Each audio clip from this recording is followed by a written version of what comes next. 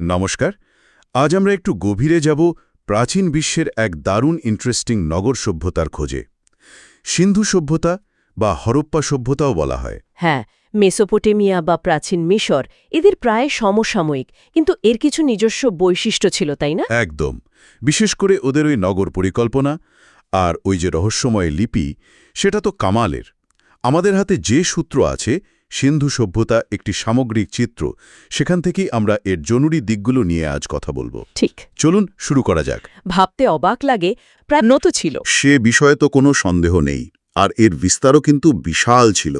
মানে আজকের পাকিস্তান আর উত্তর পশ্চিম ভারত জুড়ে সিন্ধু নদ আর তার শাখা প্রশাখার তীরে তীরে। হ্যাঁ, আচ্ছা, আমরা মূলত এর যে ম্যাচিওর ফেজ বা পূর্ণ বিকাশের সময়টা, মানে ধরুন ২৬০০ থেকে ১৯০০ খ্রিস্টপূর্বাব্দ, সেটার উপরেই জোর দেব। এই সভ্যতার কথা তো আমরা মূলত জানতে পারলাম হরপ্পা আবিষ্কারের পর, তাই না? ১৯২১ সালে হ্যাঁ, হরপ্পা প্রথমে, তারপর ১৯২২-এ মোহেনজোদারো। মহেঞ্জোদারো। ওখানকার ওই বিশাল স্নানাগার, গ্রেট বাথ। হ্যাঁ, ওটা সম্ভবত কোনো ধর্মীয় বা আনুষ্ঠানিক স্নানের জন্য ব্যবহার হতো। বিরাট একটা ব্যাপার। আর লোথালে যে ডকইয়ার্ড বা জাহাজঘাট পাওয়া গেছে, ওটা তো আরও আশ্চর্য। ওটা খুব গুরুত্বপূর্ণ, কারণ ওটা সরাসরি প্রমাণ দেয় যে ওদের মেসোপটেমিয়ার সঙ্গে একটা বেশ ভালো সামুদ্রিক বাণিজ্য চলত। শুধু তাই নয়, ধরুন ধোলাভিরার জল সংরক্ষণ ব্যবস্থা বা কালীবঙ্গানের অগ্নিকুণ্ডগুলো, এগুলোও অসাধারণ। কিন্তু আমার কাছে সবচেয়ে অবাক লাগে ওদের শহর তৈরির পরিকল্পনাটা।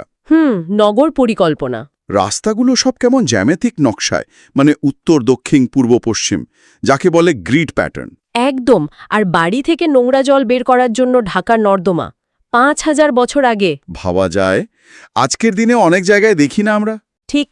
আর পোড়া ইটের ব্যবহারটাও লক্ষ্য করার মতো। শুধু ব্যবহার নয়, বিশাল এলাকা জুড়ে একই মাপের ইট পাওয়া গেছে। এটা কি ইঙ্গিত দেয়? হয়তো একটা কেন্দ্রীয় নিয়ন্ত্রণ ছিল বা সাংস্কৃতিক ঐক্য।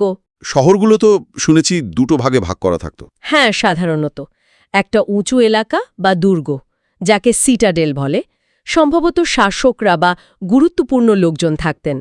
আর একটা নিচু এলাকা বা লোয়ার টাউন, সাধারণ মানুষের বসবাসের জন্য। বেশ গোছানো। এরকম একটা উন্নত জীবনযাত্রা চালাতে গেলে অর্থনীতিটাও নিশ্চয়ই বেশ মজবুত ছিল। অবশ্যই। কৃষি তো ছিলই। গম, বার্লি, তুলো এগুলো চাষ হতো। পশুপালনও করত। আর বাণিজ্য? বাণিজ্য খুব গুরুত্বপূর্ণ ছিল। দেশের ভেতরে যেমন চলত, তেমনি বাইরেও। বিশেষ করে মেসোপটেমিয়ার সাথে। হ্যাঁ, ওটা তো বলছিলেনই। ওদের সিলমোহর পাওয়া গেছে মেসোপটেমিয়ায় প্রচুর। হয়তো পুঁতি, দামি পাথর, সুতির কাপড় এসব রপ্তানি হতো। এই শিলমোহরগুলো তো সিন্ধু সভ্যতার একটা বড় পরিচয়, তাই না? স্টিয়েটাইট পাথরের উপর খোদাই করা জীবজন্তু আর ওই যে লেখাগুলো।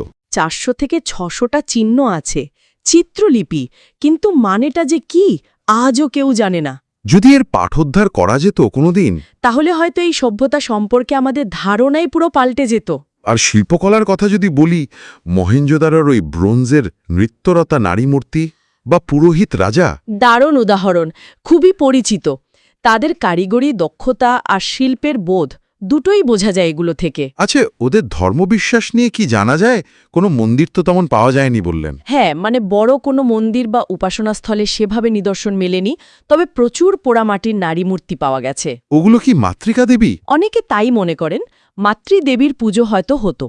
এছাড়া একটা সিলমোহরে একজন যোগীর মতো বসে থাকা মূর্তি আছে, ৩টে মুখ, চারপাশে পশু। হ্যাঁ হ্যাঁ, ওটাকে তো পশুপতি বা আদিশিব বলা হয়। ঠিক। অনেকে মনে করেন ওটা শিবের আদিরূপ। এছাড়া হয়তো প্রকৃতি, জল, উর্বরতার পুজো করত। ষাঁড় বা ওই যে ইউনিকর্নের মতো দেখতে প্রাণীটা সিলমোহরে দেখা যায়, ওগুলো হয়তো পবিত্র ছিল। এত উন্নত একটা সভ্যতা ১৯০০ খ্রিস্টপূর্বাব্দের পর আস্তে আস্তে মিলিয়ে গেল কেন? এটা নিয়েও তো অনেক কথা শোনা যায়।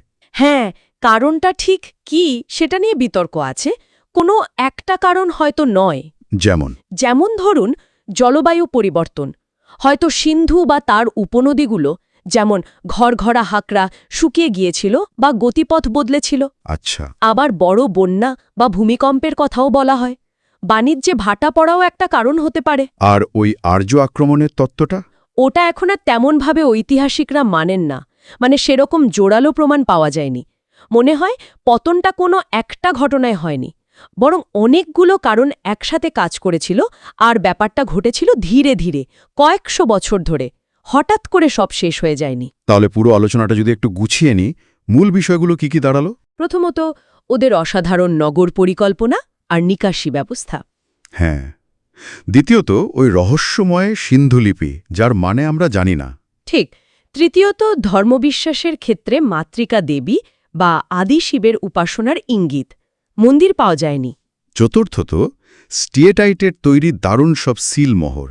পঞ্চমত, ওই বিখ্যাত শিল্পকর্মগুলো, ব্রোঞ্জের নৃত্যরতা নারী আর স্টিয়েটাইটের পুরোহিত রাজা। আর হ্যাঁ, মেসোপটেমিয়ার সাথে বাণিজ্য, যার প্রমাণ লোথালের ডকইয়ার্ড। আর অবশ্যই হরপ্পা ছিল প্রথম আবিষ্কৃত শহর, তাই এই নামেও সভ্যতাটা পরিচিত।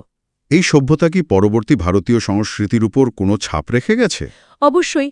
অনেক ঐতিহাসিক মনে করেন পরবর্তীকালে নগর পরিকল্পনা, ওজন বা মাপের ধারণা, স্বাস্থ্যবিধি এগুলোর ভিত্তি হয়তো এখানেই তৈরি হয়েছিল। এর অনেক সাংস্কৃতিক উপাদান, প্রতীক হয়তো পরেও টিকেছিল অন্য রূপে। কিন্তু ওই লিপির পাঠোদ্ধার না হওয়া পর্যন্ত অনেক কিছুই হয়তো আমাদের অনুমান হয়েই থেকে যাবে। ঠিক। সবশেষে একটা প্রশ্ন ভাবনার জন্য থাকলো তাহলে। বলুন। সিন্ধু সভ্যতার ওই যে এত উন্নত, এত আধুনিক নগর পরিকল্পনা, বিশেষ করে জল ব্যবস্থাপনার যে চিন্তাভাবনা ওদের ছিল, সেটা আজকের দিনের নগর জীবনেও কি আমাদের কোনোভাবে সাহায্য করতে পারে, নতুন করে ভাবাতে পারে?